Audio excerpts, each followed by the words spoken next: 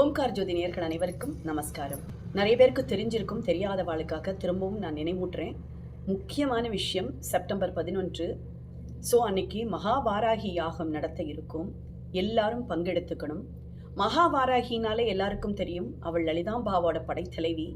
இருக்கக்கூடிய பிரச்சனைகளை விரட்டக்கூடியவள்னு தெரியும். முக்கியமாக சொல்லணும்னா கண் திருஷ்டி, மற்ற பில்லி சூன்யம்ங்கிற மாதிரியான எதிர்மறை சக்திகளை விரட்டக்கூடியவள்.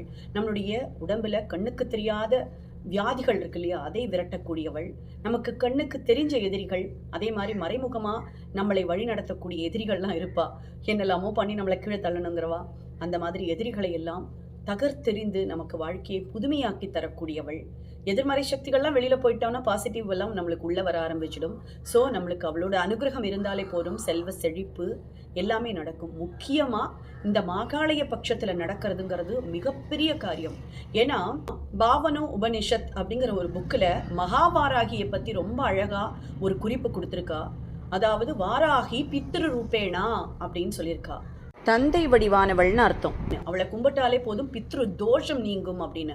அதுவும் இந்த மகாலயத்தில் சுவாமி அனுகிரகம் பண்ணியிருக்காருன்னா சும்மாவா, தெரியாமையா பண்ணுவர். அதை கொண்டு வந்து கொடுத்து இந்த மாதிரி நீங்கள் அந்த புக் எடுத்து பார்த்தேன்னா தெரியும். அதை கூட நாம் ஒரு பதிவாக கொடுத்துருக்கோம். பாபாவும் நானும் அந்த சேனலில் போய் பார்த்தேன்னா தெரியும். அதில் அந்த மிராக்கிளே நடந்திருக்கு. ஒரு டிவோட்டி நம்மளுக்கு கொண்டு வந்து கையில் கொடுத்துருக்காரு ராமாஜிங்கிறவா.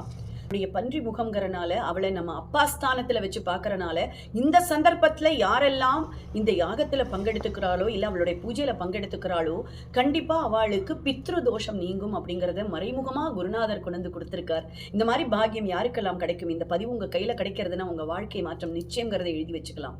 ஏன்னா நாங்களே அதிசயப்பட்ட விஷயம். ஒவ்வொன்றா ஒவ்வொருத்தரும் அனுப்பும்போது தான் எங்களுக்கே இதெல்லாம் தெரிய வருது. யாரும் இங்கே பெரிய பண்டிதர்கள் யாரும் கிடையாது. எல்லாம் சுவாமி என்ன கொடுக்குறாளோ அதை நம்ம அதை அப்படியே கொண்டு வந்து சேர்க்கறதா நம்மளுடைய வேலையாக இருக்குது. அதை கரெக்டாக கொண்டு வந்து சேர்க்குறேங்கிற நம்பிக்கை எனக்கு இருக்கிறனால அதையே பெரிய பாக்கியமாக நாங்கள்லாம் நினைக்கிறோம். கண்டிப்பாக எல்லாரும் கலந்துக்கணும். முடிஞ்சவா இந்த சுற்று வட்டாரத்தில் இருக்கிறவா நேராக வந்து கலந்துங்கோ. வர முடியாதவா கண்டிப்பாக கீழே கிடைக்கிற நம்பருக்கு காண்டாக்ட் பண்ணி அதனுடைய டீட்டெயில்ஸை நீங்கள் கலெக்ட் பண்ணிக்கலாம். குடும்பத்திற்கே சேர்ந்து 1022 ரூபாய் தான் சங்கல்ப தட்சிணா.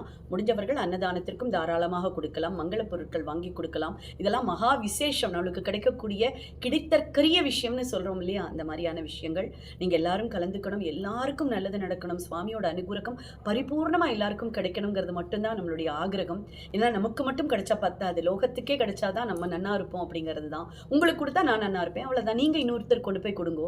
இந்த விஷயத்தை உங்களோட நிறுத்திக்காதுங்கோ, மற்றவாளுக்கும் ஷேர் பண்ணுங்கோ. நல்ல விஷயங்கள் மற்றவாளுக்கு போக போக நம்மளுடைய வாழ்க்கை கண்டிப்பாக சிறக்கும். நம்மளுடைய குடும்பம் நன்னா இருக்கும். அதுதான் ரொம்ப முக்கியம். எல்லாரும் எல்லா நலனும் பெற்று வாழணும் அப்படிங்கிற ஒரு பிரார்த்தனையோடு நான் விடைபெறேன். நன்றி.